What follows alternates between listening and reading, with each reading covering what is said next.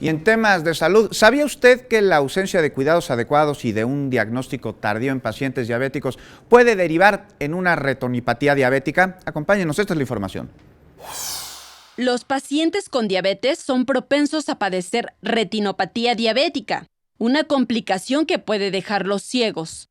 El 43% de ellos considera que su enfermedad no está bien controlada, aunado a que 40% de los pacientes sin diagnóstico de retinopatía diabética o edema macular diabético afirman no haber recibido información sobre el cuidado de su visión por parte de médicos, enfermeras, promotores de salud y ONGs.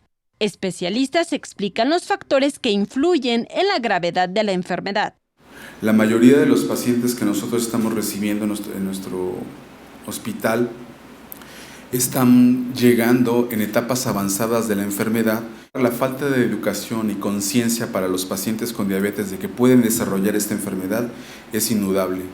Se suma la falta de control que médicos tienen sobre los pacientes. La solución es la prevención. Buscar esa iniciativa de la revisión temprana, que ese es el secreto. Entre más temprano busquemos estimular a un paciente con diabetes, que de manera integral, de manera general, pueda revisarse.